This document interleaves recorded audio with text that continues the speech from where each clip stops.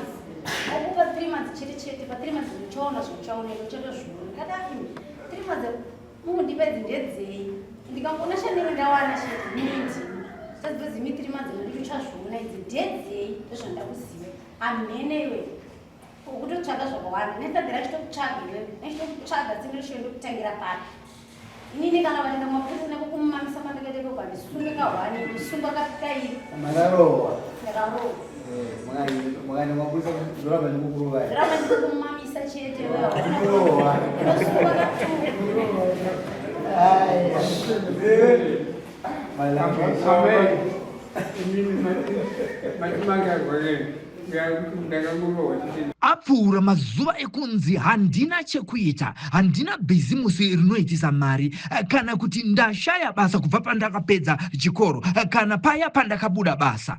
Unogona kutanga nhasi chaiye nemari shoma shoma inokwana foni chaiyo.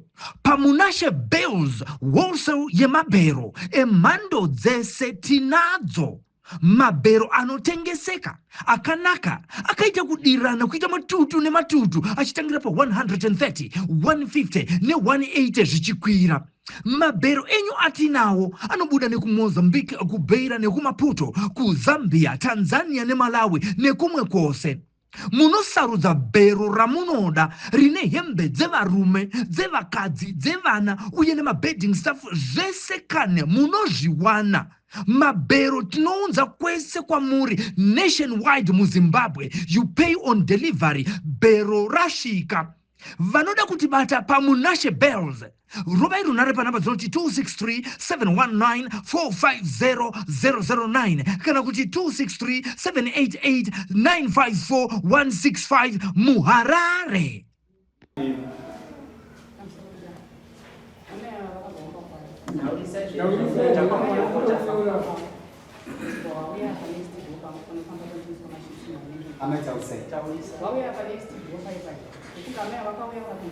Mama.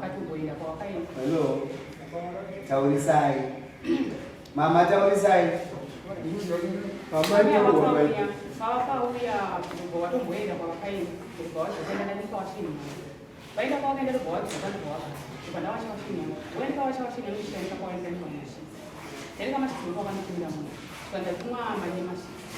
Lakini mashitsi lakini mali mashitsi kama ni mashitsi kama ni kanta hii sio ndio ni mali yangu ndio paka kwa nitumira mu sei sitaka chauda baadaye ndio cho nitumia lakini kwa ndio kazi maradi ndio chini ya chezo dai sasa awaita watu waita watu kwa kongo na kwa ndio ndio hiyo bado tunaenda kwa sababu yani andika inga sana ni mashi tushampa mari kana hapo after 3 weeks tuma hii ni sei ili kama tutatumia hivi tukandosha watu tu wewe unapata phone kwenye ngenge sina mali ndio phone yangu ndio ana phone kwa hiyo mtumira mu chini tukataka after 3 weeks ndio chakwa imani ndipo wandira ndio akaenda kusema haikuwa wale munhu nyatuma tituma tukadinda kutuma iva ndashedzera kuti toenda imuti matumwa wani koinga muti matumwa wari kuramba wandida kutuma zvikanzi ndima ndituma but asi mune miedzo mundibvunze mai chikwere chisiri chenyu handaukuita kwamuri ko musei mazobvunza zvikanzi vandituma ngati vari kuramba vakutuma iwavo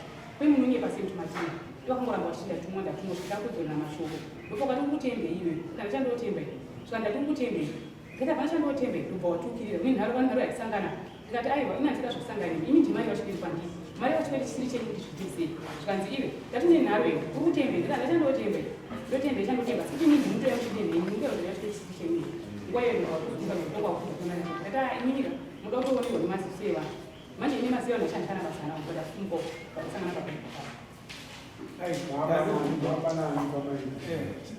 panga pane vepamba ipapo nebisinesi yangu chinhu vapera ndakayanika ndakaenda Sangababira presidenti wandawo ngawo anotaura kutaura kuvana chii vakuzoshinda bhozi vakanga vari pamba pavo zvavasivaikona vakanga vari pamba pavo sekona mai kadaidzo vanhu venyu vaiva vamati uyatizvo vaiti chikwereti uyu akabvita kuti hakuna ndabvumutuma ichokwadiwe aiwa toda kuyeaunezvazara vanengozvazara vaniti hai handibatana nharo dzenyu mese muri vangani uyai kataukaka wenyu vai vanouya vakakutumai vanouya here tikavati kudari vataure nokuti vakakonzeresa kuti vanhu vadini unogona kufonera vanodara foni yavo vari kupi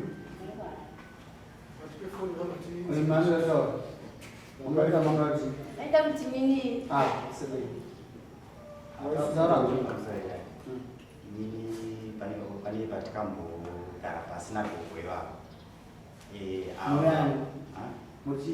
ini wavo takambogara pasi nagogo ivavo vachiti anasingati nyaya iende kudara ndatitaurira netikumbirana neregero neavachiti ava mukumbira neregero kuti vagarisane zvitese zvipere asi ava vakatobvumwa kuti vakarova ava ipapo havana kupindura kuti ava vakadzosera ava vaitovadzingidza yatisi vachirovarova vachirova ava asi vanhu vakaona kuti vakutisira vaupesi kuti tikazoiva saka pane audio yataitorekota atitaurezvo vanhu vaini vangu vari mavitness ambini vatanonondifonera mwachasunza zvakanaka mwashane muchechi saka dani kana foni mufonere ndimutapa yepe patikambotaura kuti vachitotigarisa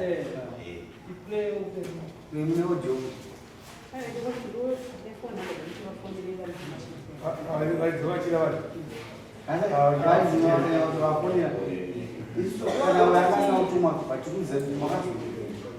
ine mashitsi ekuti ava vakanditi ndatuma indataura nemuzvemashitsi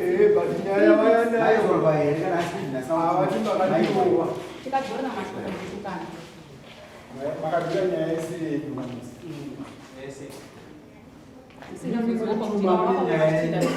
mamune dzenyu dzakasiyana mamune dzenyu saka inini tiri kuti isusu idzo dziri dzatoda kuziva dzenyu otaura iti ndakatangogara pamabhuku vangu dzemashitsi vanhu ndakatangogara munamei ndagara munamei ndaiwirirana namai awa nevamwe vacho varikurwara tatamba 3-3 sazvotitamba 3-3 amai ava takasitadza kuwirirana kuti ndandine pakaya mai vaitengesa fish Wakati yasanganya iri nye matemo. Wakati kumbele matemo. Nandi ni matemo anjina. Usawe tendendo msiko kushaka kuzina. Nandi ni matemo anjina. Watangu tuna mmea hato ni nyima matemo ake. Saka isa kichakumbizani. Kati kwa nani sine musha. Wato ndi ignore. Wato pamoja na msiko. Na saa. Msiko wakaya mtenda umbra tesi 2-3. Wakaya mewe tingisa fish. Wadida mema kumundi board. Yadini marendi na itudula. Shari tudula dotenga dula fish. Dula dotenga uli. Esa mwendo. Watayo kana nena msiko wewe ndo kanapata rako. Mariamu itendo. Watu right. Wenda msiko wanoipa Mariamu. Wenda kumangwana cha wanoipa Mariamu. Ndazoti vandano morara. Meti ndo wako kagara kwanza. Wati vada tukula bana meti kwa mimi nashewa uyi hapo nda dira ndotenga umuru mama rubize mwende se tono. Wata anisukusi. Mwana cha bulu kagara base ndo mlemo. Ndizoti akashikana motara kutishibi na mewa yake. Mnacho makusini wakutugino wakati dalika tisi kama vlex sisi katuda mamkasi katuda mna utugino anduna meti ba atisiene na wala fere tutera na nini sasa kutere titu anzi ukundi nyengerera ndato mabwendi ukundi nyengera uteta kumutsa siana na wana ba isigiti nyara ezezo nyanya zenzi makumbo wajipo Una na maplasi. Watiwo Tunazungumza kanangani. Ama ni mami sala bazungu na kitu ni aisa wewe ndio. Maisha ndio ni aisa wewe. Inini aida kuti nyaisa kudare amai ava vanoshanda kuvhinda wakati ini ndiri sipo sema days wayo katika last week but ndiri sipo ndiri kuda kufunza basi ndopandati sezvo vari kuti avasvika kuti murume kuti akabvunza kuti ini ndasi ndokuvaende kudaro tiko sei vakaenda kudaro ndokuvatsana kuti handisi kuziva mukadzi ndopandati zvina kuipa kana zvakadaro inogonoperera kuipa Wewe mzakuti kwanza kuti ni mawitness Tutongesa nyaya yesini. Nyaya yamatikadzikira pana pasi. Aiwa, ikamaitwa na mara ndimo. Because amungarwire imini amungarwire chikwere chisiri cheni. Mwarumenya rumu. mawirana yo. Ano mawirana. Varume Na family yenyu. Pamusomesha kabisa. Ndofunga inini na baba. Tunguona no kuyachinja kubasa mamukasi maswera sa. Asaka mbogara tinotida kushare nyaya tese na amaya mamukasi maswera sa. Sasa wawewira. Madzimai aiwira. Ndoda kuti inini nguva yangu zhinji handwanike pano. Ndoona 3 days 4 days ndikubasa. Bandira 3 days 4 days ndoona kusvika pamba kuma9 kuma 10. Saka ndinanguva yekuya nyoro. Asi mazonyaya mazonyaya kuda. Maka amra uzikona kutaura naye. Mazonyaya Pamusoro shangana. Chandinoziva inini zvokuti ndichibva pamba amai vakanditi baba pane mashitsi ari kutengeswa navechitaura ati mai mashitsi manini handina chii handina mari vanzi baba mashitsi akanaka ndangandishorengandangandiraada zvavo akati aona chimomwe mangu tine $5 ndanganditasa tichanoda kuti kubasa taura navo ndokusika $5 wataura navo bvaza kufonda navo basa taataura navo anditi $5 nozondipa 3 weeks ndofunga ndiri kubasa inazorumeni kutoa ninyaya ndati manzwa nyaya vantu vanhu vaivazase karova anozuve maitezanozokona kutaura naye sevarume vacheni kuziva mese inini handingakwanisa kuwana mukana wekutaura natigare pasi titaura kozi ndakosvika kumba ndibva kubasa ndatosvona kune samuel mazina ati ndakarwa naamai ndakarwa ndakarwa mai achiregeza zvo indai kumba munotaura munozotaura so 15 nokuti dzimwe nyaya nyamukwa kwamambo kuripisana musokunopedza kuwirirana ende munotaurana kumba kozvaizvota amambo tikawirirana taamapedza nevarume venyu vanenge varipo kutaurirana idzi nyaya idzi inyaya dzisina basa chikwere hachisi chenyu hachisi hasi ushamwari makukanganisa aende kumamogara pasi muita sei kuwirirana ende toda kuti muchimbudza zvamawirirana tida kutoka dzimwe nyaya toda kutora nyaya isi yako futi iwewe iwo ukomnyayo nenyaya yekuti vakadzi 3 months vakaturapo vakambotaura achiti mukadzi wangu vapane kadumbu adomboya akashaoneka iwe chamata